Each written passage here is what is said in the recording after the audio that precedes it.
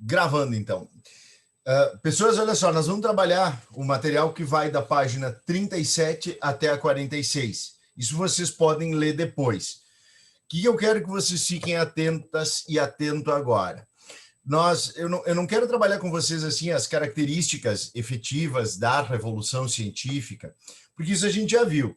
A revolução científica ela vai trazer uma ruptura com as características que existiam até então para a fonte de conhecimento. O conhecimento ele era completamente especulativo, ele não era metodológico. Ele era muito mais uma impressão que as pessoas tinham acerca das coisas que as cercavam do que propriamente uma organização daquilo que a gente pode chamar de ciência hoje em dia. E a partir das grandes mudanças relacionadas ao conhecimento sobre a própria anatomia humana, são famosas as imagens de Helvécios, e também principalmente os estudos astronômicos, a luneta de Galileu, as transformações que vieram com Copérnico, todo o sistema heliocêntrico que substituiu aquela característica do universo geocêntrico, as experiências náuticas, as experiências de conhecimento geográfico que eu destaquei para você semana passada, elas implicaram numa quantidade absurda de saberes, né? Absurda. A quantidade de conhecimento que se passou a ter acerca dos recursos da natureza passou a ser outra. E com aquela concepção antropocêntrica de que a natureza estava a serviço do homem, esse conhecimento ele fica cada vez mais vinculado a uma concepção racionalista de dominação, a uma concepção de controle, de uso da natureza a serviço do homem. Beleza. É a partir dali que começa a discussão acerca de como a metodologia ela se faria presente nessa condição. E aí uma obra que é revolucionária em relação a isso é uma obra relativamente pequena de René Descartes. O René Descartes ele faz o discurso sobre o método e ele inaugura uma metodologia que ela vai não se perpetuar efetivamente, mas que ela vai influenciar novas metodologias científicas. Hoje a gente vai ver o criticismo kantiano, que não a redundância, né, não descarta o método de Descartes, pelo contrário, afirma sua presença.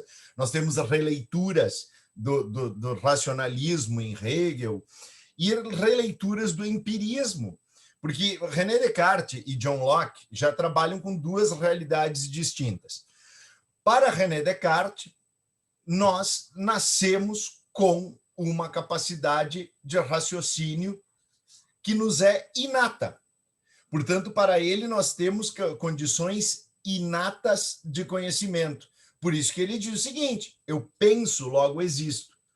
É a ideia do cogito, é o res cogitans, é o animal racional. Então, eu só tenho noção de que eu conheço as coisas, que eu existo propriamente, porque eu tenho a capacidade de raciocínio sobre as coisas. Então, para ele, a razão ela precede qualquer experiência. E ele vê os sentidos como enganosos. E aí ele usa aquele exemplo da cera. Porque se eu observar a cera no favo de mel, eu não apenas vou dizer que ela não é absolutamente sólida, como eu vou provar aquilo e vou dizer que ela é doce. Mas se eu pego a cera numa vela, aquela mesma matéria, ela está qualificada de uma maneira completamente diferente. Se eu for mastigar uma vela, eu não vou gostar. Não vai ter o mesmo sabor do mel.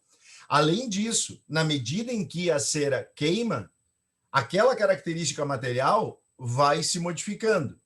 Na medida em que esfria novamente aquela cera que estava líquida, ela volta a ter uma característica sólida, um tipo de densidade diferente. Portanto, os meus sentidos eles podem ser enganosos. Mas o Descartes ele vai estabelecer, a partir daquele momento, uma metodologia que nos levará a um conhecimento que, para ele, precisa ser indubitável. E aí o papel do cientista para Descartes, ele será um papel extremamente árduo e permanentemente questionador. até que não caibam mais quaisquer dúvidas acerca do conhecimento produzido. Diferentemente, nós teremos os empiristas. Se o método cartesiano, que é o racionalista, ele também é conhecido como método dedutivo, para John Locke e os empiristas, como Francis Bacon, como David Hume, nós nascemos como uma folha em branco, é a teoria da tábua rasa. Então, nós não nascemos com um conhecimento prévio. As ideias não nos são inatas. Primeiro, nós temos aquela ideia de que todo conhecimento ele foi buscado, ele foi originado de algum tipo de sensorialidade. Então, quer dizer que é a sensorialidade da experimentação que me induz a ter uma ideia. Portanto, o método não é um método de dedução, e sim um método onde o conhecimento ele passa pela indução. Então, essas são as duas primeiras realidades. O método dedutivo cartesiano, o método indutivo empirista de Locke, de Bacon, de Hume.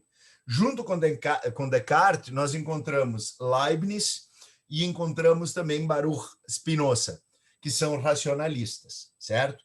O racionalismo que nós veremos mais adiante com Hegel, ele é diferente.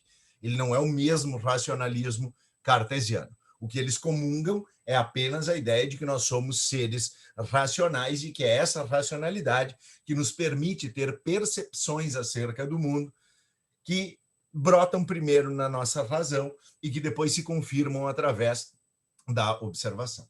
Então, é interessante que, para René Descartes, quando eu me lanço sobre um objeto, beleza, então olha bem, o centro do conhecimento para ele é o objeto a ser pensado. Eu sou o sujeito pensante, mas eu penso acerca de algo. Então eu me debruço sobre um determinado conhecimento. Aí o que a gente vai encontrar? O meu raciocínio ele vai ser capaz de observar. Eu já tenho em mim uma capacidade de, por exemplo, olhar para a tela e perceber que nós somos vários.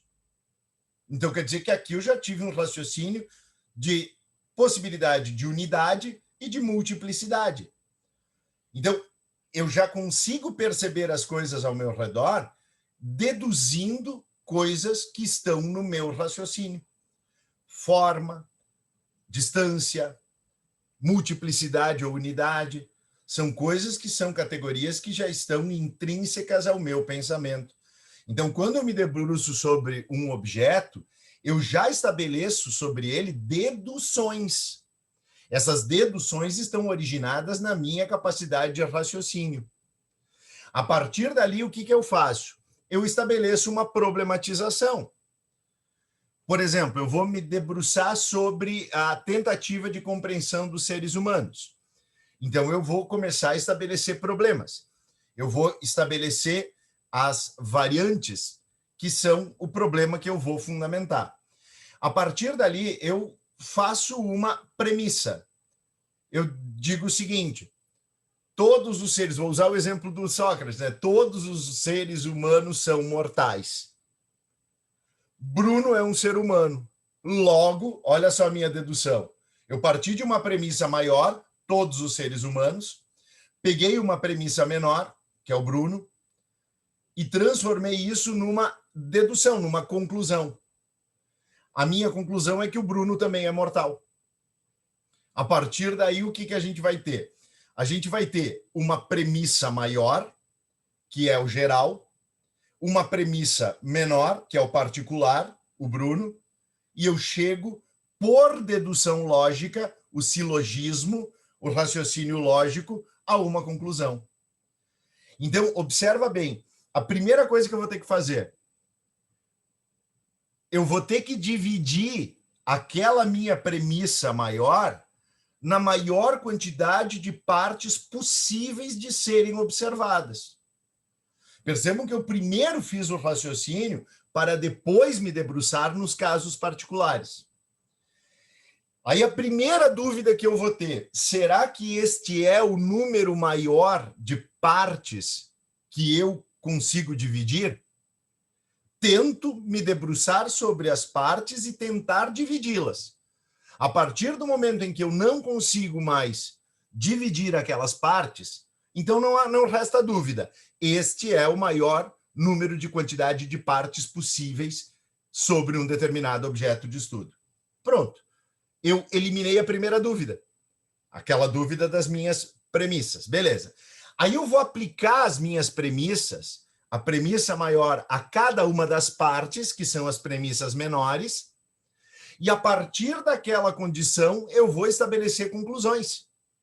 Então eu aplico uma série de premissas sobre o Bruno, sobre a Mari, sobre a Julinha, sobre a Nath, sobre a Ana, sobre o Fábio, e estabeleço a partir dali a análise das minhas premissas em cada uma das partes.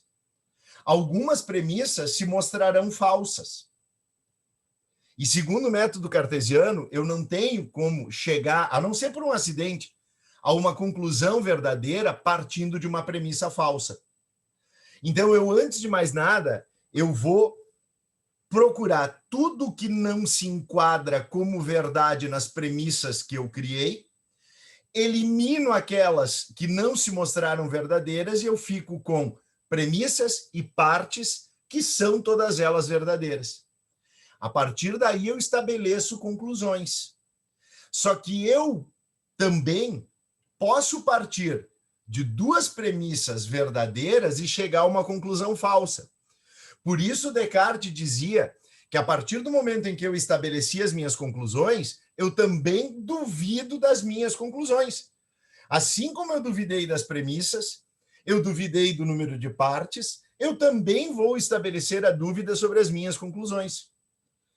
A partir do momento em que eu não conseguir mais duvidar da conclusão a que eu cheguei, essa conclusão, ela não é uma tese provável, ela é um conhecimento sobre o qual não pairam dúvidas, logo um conhecimento indubitável.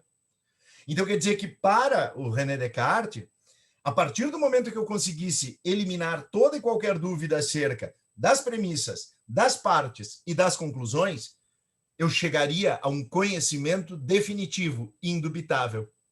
Então, aquele conhecimento que eu alcançaria, ele seria mais ou menos como se fosse uma verdade dogmática do conhecimento racional. Não mais aqueles dogmas das possibilidades que antes se mostravam, das observações, das experimentações, mas sim, metodologicamente, eu chegaria a um conhecimento definitivo. Por isso, essa ideia da definitibilidade, da indubitabilidade de qualquer conhecimento, ele logo vai se mostrar falso. Por quê? Porque a experiência, muitas vezes, nos mostra que o raciocínio lógico puro e simples não me permite chegar a um determinado conhecimento. E aí quem vai trazer isso é um cara chamado Hume. O Hume é um cara que diz o seguinte: está fazendo sol. Se está fazendo sol, logicamente não está chovendo. Entretanto, por que eu sei que ao olhar pela janela eu percebo que existe sol, um dia ensolarado, e ao mesmo tempo estão caindo gotas de chuva? Percebam, pelo raciocínio lógico, se faz chuva, logo não tem sol. Se está fazendo sol, logo não tem chuva. Então eu chegaria a uma contradição. Só que a experiência, segundo Hume, me leva a mostrar que coisas que, através do raciocínio lógico, parecem excludentes, podem conviver. E quem me mostra isso não é a minha razão, é a minha experiência. Então, o David Hume é um cara que já questiona a indubitabilidade do conhecimento. E a gente vai ver que também, acompanhando Hume, que é um empirista, nós teremos Bacon, nós teremos Locke e nós teremos a maior parte dos cientistas das ciências naturais. Mas, venham comigo, ainda sobre o método dedutivo, para eu dar exemplos para vocês. Partir de uma premissa maior: todo vertebrado possui vértebras. Partir de uma premissa menor: todos os cães são vertebrados. Aliás, todos os cães são vertebrados, sim. Logo, todos os cães têm vértebras. Se tu não tiver vértebra, tu não é um vertebrado. Pronto, isso é uma conclusão lógica. Beleza, é um silogismo. Agora, olha como essa aqui, ela pode trazer uma outra característica. Percebam que eu cheguei a uma conclusão verdadeira acerca especificamente daquele corpo que eu observei, que é o Mercúrio, e não a totalidade, como se eu fiz antes com os cães. Todo metal conduz eletricidade. Se o Mercúrio é um metal, logo ele conduz eletricidade. Isso também foi outro tipo de premissa dedutiva. Uma dela para a generalidade dos cães, a outra dela para a especificidade do Mercúrio. Agora, olhem como eu posso alcançar um conhecimento que, a partir de duas premissas verdadeiras, chega a uma conclusão falsa. As galinhas têm 2 pés, os homens têm 2 pés. Logo, os homens são galinhas. É uma dedução que eu posso ter. Assim como essa ideia dos norte-americanos, com o seu ultranacionalismo, serem nazistas porque os nazistas eram ultranacionalistas. Então, o método dedutivo, e por isso que o Descartes dizia que eu tinha que me debruçar também sobre as conclusões, ele necessitaria de dúvida acerca das minhas próprias conclusões, até eu chegar num conhecimento indubitável. O outro método é o método indutivo. O nosso simpático John Locke nos falava que nós somos uma folha em branco, uma tábua rasa. O Bacon acreditava nisso também, ele acreditava que nós precisaríamos nos livrar daqueles ídolos. Depois, uma hora dessa, a gente vai falar mais especificamente alguma coisa sobre o Bacon e sobre os ídolos da tribo, os ídolos do foro, aquilo tudo. Agora, eu quero, são os métodos científicos. O que a gente tem? Percebam que, de novo, eu me lanço sobre um determinado objeto para tentar conhecê-lo. Então, de novo, sou eu o sujeito que vou para cima do objeto, tentando compreender o objeto em si. Da mesma maneira que o Descartes dizia que eu me lançava, e aí eu já projetava um raciocínio, esse raciocínio era anterior à experiência, agora o papel da razão vai entrar num segundo plano. Eu me lanço sobre um objeto e eu o observo. Essa observação, essa sensorialidade sobre o objeto, ela me induziu. Percebam que eu não parti de uma dedução, e sim, o lugar do meu raciocínio, ele está num momento secundário. Percebam que nenhum dos métodos prescinde da razão. O fato de o empirismo não colocar a razão como uma premissa anterior ao próprio objeto não significa que não vá utilizar a racionalidade, tá? Então, percebam o seguinte, eu primeiro tive induções. Percebam que o meu raciocínio, ele é um momento posterior. Ele é um momento a posteriori. Eu estou raciocinando e induzido por aquela determinada impressão que me foi causada. A partir dali, eu vou procurar observar vários números daquele objeto de estudo. Cães, homens, fenômenos de evaporação da água. Eu vou observar não uma só, mas várias vezes até buscar um padrão. Eu observei que em dias mais frios, eu sou capaz de perceber que em cima do gramado eu tenho um depósito de gotículas geladas. Houve ali, por exemplo, um orvalho já liquidificado ou uma geada. Aí eu observo que a incidência dos raios de sol fazem com que nós tenhamos o derretimento daquele gelo e nós tenhamos também a vaporização. Vai surgindo um vaporzinho e vai chegando aquela aguinha. Aí o que eu vou encontrando esse padrão? Eu levanto uma hipótese. A água, ela pode aparecer em 3 estados da matéria: o líquido, o sólido e o gasoso. A partir dali eu vou precisar reproduzir. Então, eu observei diversos componentes na natureza, é o que as ciências naturais fazem muito, observação. Eu observei, eu encontrei um padrão de funcionamento naquele objeto de estudo, levantei hipóteses e aí eu vou para o laboratório. Aí eu vou para a experimentação. Eu vou tentar reproduzir essa minha experiência diversas e diversas vezes, para provar que aquela minha hipótese pode se transformar em uma teoria. Mas essa teoria, ela nunca produzirá um conhecimento definitivo. Se ele depende de provas, então ele é um conhecimento provável. Perceba, o método indutivo, ele sempre está aberto a novas formas de saber sobre o mesmo fenômeno. Ele é um conhecimento provável. Por isso que quando a gente vai fazer trabalhos de conclusão de curso, trabalhos de mestrado, trabalhos de doutorado, a gente não vai defender um conhecimento categórico e definitivo. A gente sempre tem uma tese. Percebam que ela já não é mais uma hipótese. Quando eu vou produzir uma tese acadêmica, eu lanço diversas hipóteses. Meu objeto de estudo diz respeito às formas de trabalho existentes em Porto Alegre na primeira metade do século XIX. A partir dali, eu vou procurar observar, já que eu sou um historiador, eu vou para as documentações. As documentações, elas se estabelecem tanto nos arquivos municipais, quanto, inclusive, em instrumentos arqueológicos que me mostram uma determinada presença.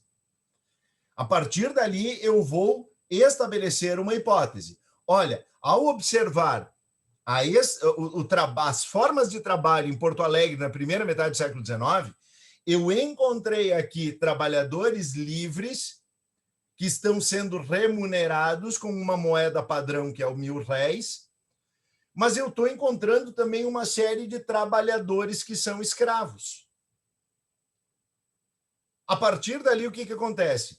Eu vou apresentar quais foram minhas fontes, eu vou apresentar de que maneira eu trabalhei essas fontes, e a partir dali, aquelas hipóteses que eu levantei, se comprovadas na diversidade das documentações, se transformam numa teoria, se transformam numa tese. E eu digo, diante das documentações que eu levantei, existiam em Porto Alegre formas de trabalho capitalistas assalariadas, formas de trabalho pré-capitalistas, onde o trabalhador recebia, além de um dinheiro, uma morada, uma montaria, alimentação, e formas de trabalho escravos. Pronto. Aí o que acontece? Daqui a 10 anos, um outro historiador se debruça sobre isso e encontra outras fontes que complementam, que ampliam esse meu conhecimento. E aí essa criatura vai produzir, inclusive, uma nova tese. Então, toda a teoria do método indutivo, ela é uma teoria de teses prováveis. Enquanto que o conhecimento cartesiano, ele é um conhecimento definitivo, indubitável, o conhecimento indutivo, ele é sempre uma porta em aberto, mas ele traz um padrão. É exatamente o que a gente está observando nos cientistas que se debruçam em torno do quê? Das vacinas. Independente delas estarem sendo desenvolvidas lá na Rússia, lá na China, lá na Inglaterra, nos Estados Unidos, em Cuba, os cientistas, eles usam os mesmos métodos. Eles se debruçam sobre diversas possibilidades, probabilidades. E a partir dali, eles vão fazer experimentações a partir das hipóteses, utilizando uma série de recursos de matérias-primas para que depois se possa comprovar, através das experimentações, das vacinações com voluntários, se chega a uma determinada teoria. É assim que a teoria científica se estabelece. Então, esses dois conhecimentos, o método cartesiano racionalista é dedutivo. O método empirista, ele é indutivo. O método dedutivo chegaria a teses definitivas, conhecimento indubitável. O método indutivo a um conhecimento provável, lei das probabilidades, tá? Aí eu usei aqui alguns exemplos para vocês que são interessantes, ó. Aqui está O dedutivo, todo mamífero tem um coração, todos os cães são mamíferos, eu aponto para Cleópatra. Logo, todos os cães têm um coração. E tem muito sono também, como vocês podem ver. A tirada lá. Bom, o que acontece? No método indutivo, de novo, a questão da energia. É mais um exemplo que eu coloquei. E aqui, uma reencarnação de René Descartes que chega ao Brasil atual. Olha o zoião. É claro que isso é uma brincadeira, né? E convenhamos, né? Se a gente for pegar e olhar as amostras que nós temos, eita! Assim vai. Só que agora a gente vai chegar num cara que é revolucionário pra caramba e que ele é um dos precursores da própria fenomenologia. Não é o que hoje eu vou me debruçar, eu não quero trabalhar a ética kantiana, que é a ética do dever, porque hoje eu estou debruçado nos métodos, nas metodologias. Immanuel Kant, que é considerado o principal dos filósofos do iluminismo. Quando a gente trabalhar a questão da ética, a gente vai voltar para ele. É a ética do dever. E percebam que a ética do dever, ela é uma ética a priorística. Antes de eu tomar uma determinada atitude, eu raciocino acerca daquela atitude poder virar uma lei universal. Então, ele deposita muita confiança na figura do homem e da capacidade de raciocínio desse homem. Por isso que ele diz o seguinte, o que é a maioridade? Deixa eu perguntar aqui para Julinha e para Mari. Vocês já atingiram a maioridade? Já? Ótimo. Tu também, Nath? Não. Eu também não. Eu também não. Pela ótica kantiana. Cronologicamente, eu tenho 45 anos. Mas eu não sou capaz de compreender todas as coisas que estão ao meu redor e de compreender os elementos que se mostram para mim na minha vida sozinho. Eu dependo de uma série de outras fontes, especialmente no cuidado das minhas finanças. Essas. Então, para Kant, a maioridade, a verdadeira liberdade, ela se estabelece a partir do momento em que tu és capaz de compreender todas as coisas que estão ao teu redor e compreender a ti mesmo sem necessitar daquilo que ele chama de muletas. Eu não preciso que um outro raciocine e traga para mim uma voz imperativa me dizendo o que eu devo fazer. Eu sou capaz, de graças à minha autonomia de pensamento e de raciocínio, eu sou sim capaz de compreender a mim mesmo e ao mundo que me cerca. Percebam que essa confiança na autonomia do ser humano, ela começou lá na aula passada, quando eu falei do humanismo. Os iluministas, inclusive, e o próprio Kant traz isso, prescindem da crença em um Deus para categorizar a ética e a moral. Percebam que a ética religiosa ela é uma ética que já vem pronta. Ela é um manual de instruções sobre como tu deve te comportar. A ética da escolha, a ética do raciocínio, ela não coloca nos atributos de uma determinada divindade e na reprodução sistemática que se torna tradicional daquilo que são os deveres religiosos para que tu chegue e seja uma pessoa ética. Eu sei que não é bem, eu me empolgo em falar de ética para vocês, porque é uma coisa mais ou menos assim, ó. Depois eu volto para falar sobre a teoria de conhecimento dele. Gente, tem um dever que está em todas as religiões, não matarás. Não matarás. Agora, se eu sou um cara com um raciocínio crítico, o que eu vou pensar? Existe uma parcela da população que é miserabilizada. Existe uma parcela da população que é pobre.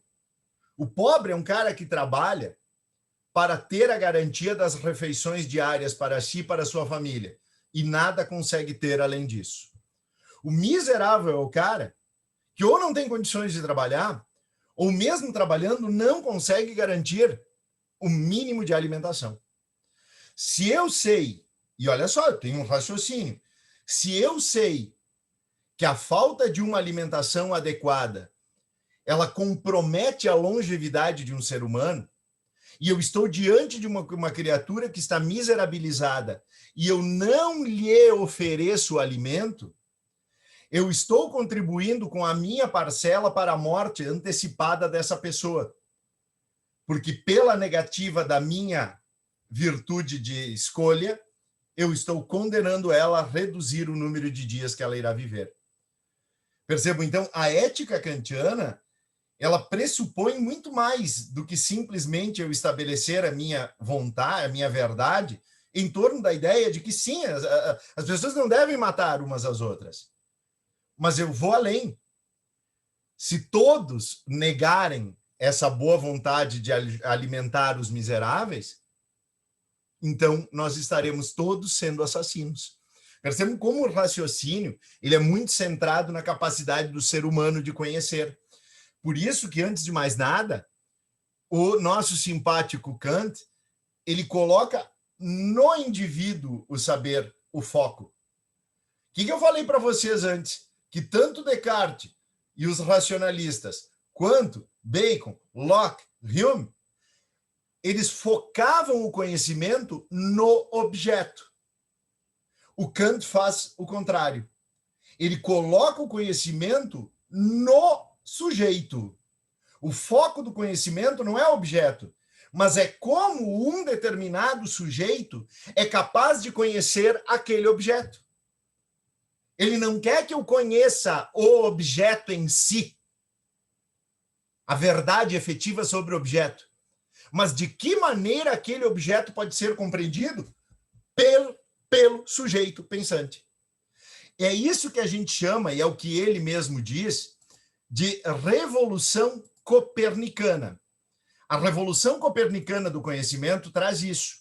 Antes de Kant, o centro de todo o conhecimento era o objeto a ser estudado. Depois de Kant, o sujeito que conhece é que vai ser o centro desse conhecimento.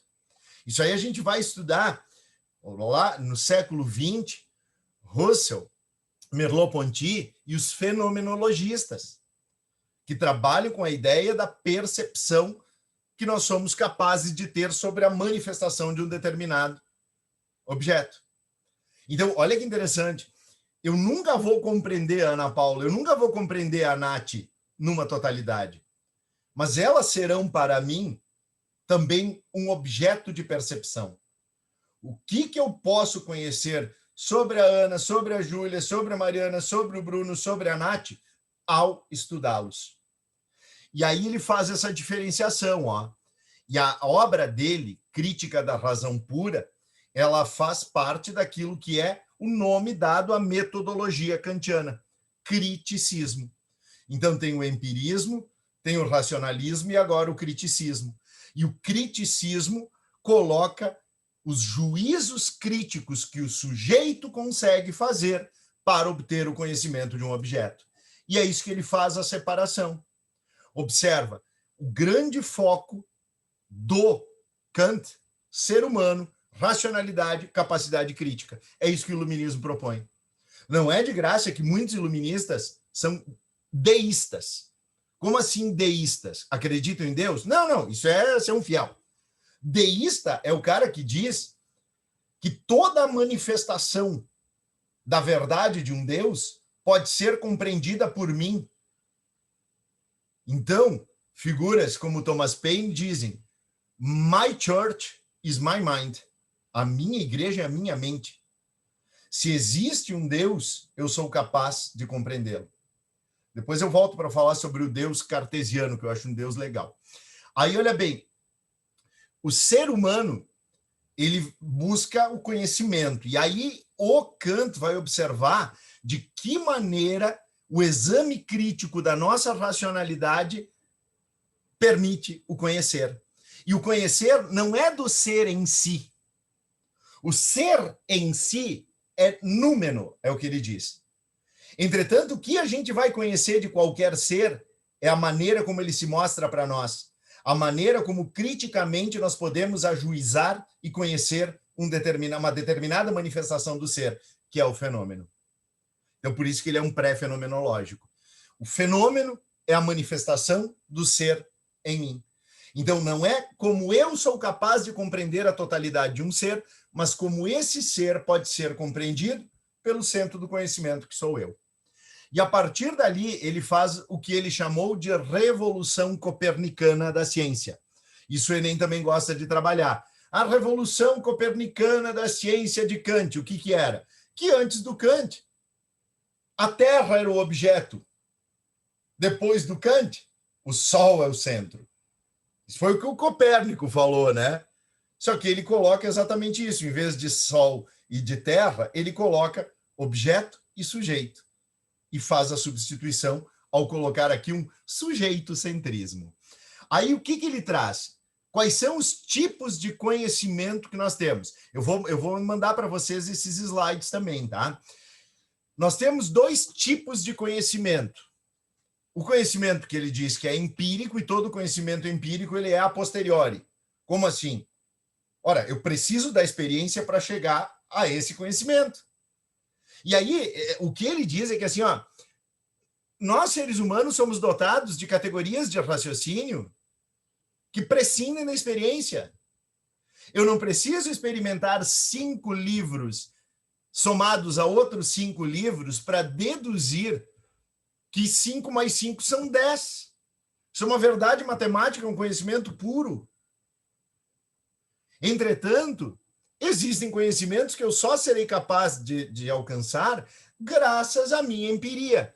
Então, ele não separa, ele diz, olha aqui, mas não são separados, está no mesmo sujeito o raciocínio e a sensibilidade. Razão e sensibilidade, isso até dá um bom nome de livro, acho que vou escrever um livro chamado Razão e Sensibilidade, acho que ninguém teve essa ideia ainda. Então, não, né? Esse nunca leu na vida. Então, ó, nessa teoria do conhecimento, o raciocínio e a sensibilidade, eles caminham juntos. Ele não precisa descartar nenhum dos dois. E existem coisas que eu consigo observar, e usei exatamente essa impressão, pelo seguinte, ó.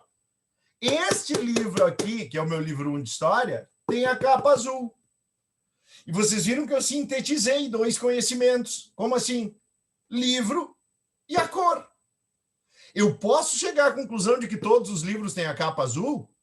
Não, porque eu vou olhar esse livro e ele tem a capa predominantemente cinza, com alguns tons de vermelho e amarelo. Então, todo conhecimento empírico ele depende da experimentação desse objeto e eu vou acrescentando coisas. Toda vez que eu acrescento coisas ao sujeito livro, eu estou colocando predicados nesse sujeito, eu estou com conhecimento a posteriori. Beleza, isso é conhecimento. Entretanto, o Kant faz diferenciação entre conhecimento e ciência.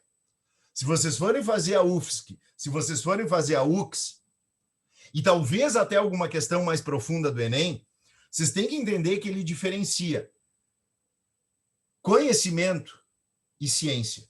Toda a ciência é originária de um conhecimento, mas nem todo conhecimento que eu produzo pode me trazer uma verdade científica. Para ele, só existem conhecimentos científicos na matemática e na física, porque eles são puros. Eu não preciso de nenhum tipo de experiência para alcançar um conhecimento. Na própria razão que eu utilizo, eu estabeleço um conhecimento que é universal e necessariamente assim, não tem como não ser assim. Eu dei o exemplo das retas, ó. A menor distância entre 2 pontos no espaço é sempre uma linha reta. Eu não preciso experimentar uma ponte e uma estrada. Eu sei que uma estrada que vai chegar a uma determinada ponte, se ela for reta, ela é menor do que se ela tiver sinuosidades. E isso vale para absolutamente todos os pontos que estejam no espaço distantes um do outro. Necessariamente, a reta será essa distância mais curta. Então, percebam como esse meu raciocínio, ele é puro e ele produziu conhecimento. Porque eu poderia simplesmente trazer aquilo que ele diz que é um juízo analítico. Agora, olha só, a gente sabe, são 2 tipos de conhecimento. Percebam que os 2 são formas de conhecer. Um deles, uma forma de conhecimento científico. E só na matemática e na física se produz ciência, segundo Immanuel Kant. Mas, vamos lá, vamos para o conhecimento. De que maneira é que o conhecimento pode aparecer para mim? Juízos críticos, por isso criticismo. E aí ele diz que existem juízos críticos analíticos e juízos críticos sintéticos. Simpáticos, muito bem, Fábio. Por exemplo, olha aqui. Isto é um triângulo. Isso também é um triângulo. Isso são vários triângulos. Como é que eu sei que são todos triângulos? Porque eles têm 3 lados. Então, todo conhecimento tem todo triângulo tem 3 lados. Tá, beleza. Mas vocês estão percebendo que eu não ampliei conhecimento? Eu só estou fazendo uma análise. Todo quadrado tem 4 lados. Todo ser humano tem coração. Tá. Eu estou acrescentando alguma coisa? Não. Então, todo conhecimento que ele vai se expandir, ele tem que ultrapassar a mera análise. Mas existe aqui não. Eu tenho como dizer que é mentira todo triângulo ter 3 lados? Não. Então ele está produzindo conhecimento. Mas não um conhecimento ampliativo. Ele não é um conhecimento que vai me levar à ciência. É nos juízos sintéticos, onde eu amplio a minha percepção sobre o conhecimento, que eu vou debruçar a produção de um conhecimento evolutivo. A prioristicamente, aqueles conhecimentos puros que a gente viu agora há pouco. Esses conhecimentos matemáticos, esses conhecimentos que nós temos a partir da observação, por exemplo, das leis de Newton. Depois nós teremos a teoria da relatividade, que também é uma teoria que se expande a partir do Kant, porque é sempre relativo a um determinado ponto, né? Então, percebam, os conhecimentos da física e da matemática, eles são juízos sintéticos a priorísticos. Eu estou ampliando o conhecimento. Existe um ponto, existe um ponto. A menor distância entre eles é uma reta. 2 retas paralelas jamais se encontram no espaço. Eu poderia te dizer que essa aqui é uma reta, essa é uma reta. Isso é analítico. 2 retas não se encontram, paralelas não se encontram jamais no espaço. Eu estou produzindo conhecimento a priorístico, sem precisar estabelecer qualquer tipo de experimentação. Só que os a posteriori dependem da nossa experiência, mas elas ampliam o conhecimento daquele... O próprio sujeito vai ampliar o conhecimento sobre o objeto. A casa da minha infância era amarela. Todas as casas são amarelas? Não. Então não é universal. Não são todas as casas. Necessariamente a casa tem que ter 2 pisos? Não. Então não há uma necessidade. Eu posso transformar a minha observação daquilo que é uma casinha de bonecas e dizer que ela é uma casa. E eu estou, portanto, estabelecendo essas observações. As duas aí trocando os livros. Então, vocês estão percebendo? O juízo sintético a posteriori, ele sempre acrescenta conhecimento sobre um determinado objeto. E isso eu faço a partir dos juízos críticos. E aí ele nos mostra exatamente isso, ó. Aqui eu tenho puramente um triângulo com 3 lados, aqui eu já tenho um triângulo amarelo, aqui eu já tenho triângulos que têm formas diferenciadas, porque os ângulos deles não são idênticos, mas todos eles têm 3 ângulos. Então, a partir daí, eu estou ampliando o conhecimento. Eu estou dizendo que eles têm diversas cores, porque eu os estou experimentando. Eu estou dizendo que eles têm ângulos diferentes, porque eu estou calculando. E isso é um juízo sintético a posteriori. Produz conhecimento, mas não necessariamente ciência, porque nem todos os triângulos terão essas características aqui. Agora, venham comigo, o que mais a gente tem? Estruturas que permitem esse conhecimento. Então, para que eu possa chegar aos juízos críticos, existem determinadas estruturas. Percebam que uma delas é inata, ela está na minha sensibilidade. Por exemplo, há pouco, a Júlia entrou no quarto da Mariana. Como é que eu sei que elas já não estão mais no mesmo quarto? Porque eu vi a Júlia saindo.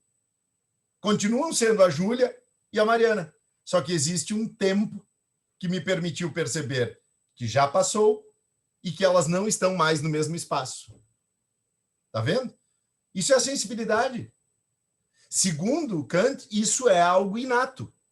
Ele traz a ideia dos raciocínios inatos.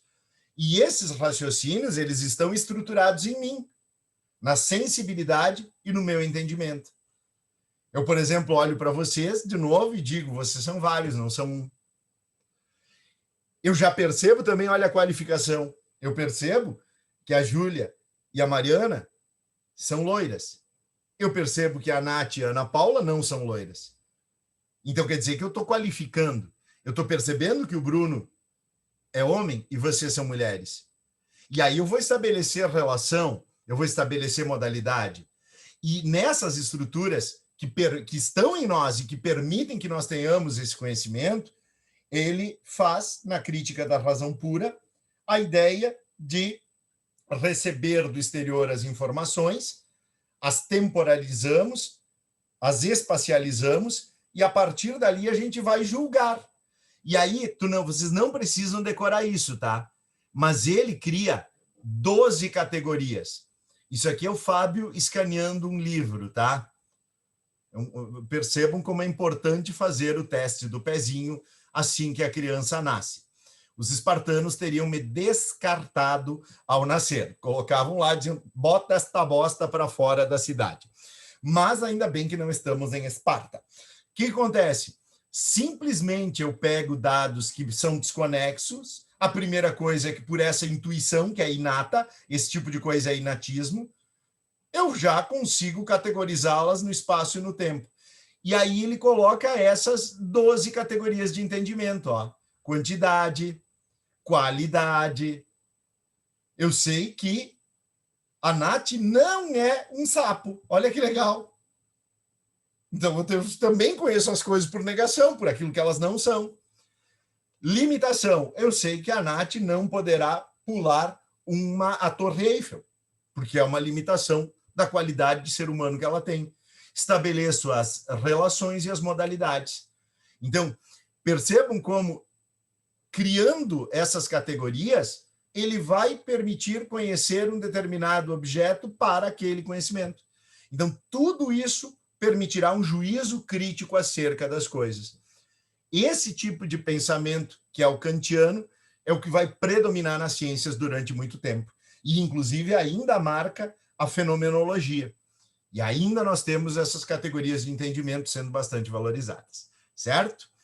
Então, assim eu sintetizei para vocês o método empírico, o método racionalista, o método empírico e o método criticista. Para finalizar essa abordagem, como é que em Descartes, acho até que eu já falei para vocês, como é que em Descartes eu tenho a prova de que Deus existe? Por exemplo, eu olho para vocês 5 e eu percebo que vocês são pessoas muito bonitas. Mas nenhuma de vocês é perfeita. Não são. Eu olho para uma determinada montanha e vejo ela extraordinariamente bela. Mas existe algo maior, que seria a montanha perfeita. Como é que eu consigo negar que aquilo seja perfeito se eu nunca vi, eu nunca experimentei algo perfeito? A minha dedução de perfeição não pode ter vindo, de uma premissa falsa. Eu não posso chegar à conclusão de que a Ana Paula é imperfeita partindo de uma premissa que seja falsa. Então, quer dizer que a premissa que existe, que me dá a ideia de perfeição, só pode ter vindo de algo que é perfeito. E aí, segundo Descartes, existe a prova. Deus provadamente existe por essa noção que a sensibilidade jamais me traria, que é a noção da perfeição. Que só pode ter vindo, portanto, de uma premissa perfeita. Certo? Então, eu vou pausar a gravação e vou deixar vocês fazerem perguntas agora. Então, vamos fazer isso. Então, é isso, meus amores. Obrigado pela participação de vocês. Cuidem-se, comportem-se. Não tomem nem cloroquina, nem coisas ilícitas. Beijos. Até mais. Tchau, senhor. Até mais. Tchau, amados. Tchau, senhor. Tchau.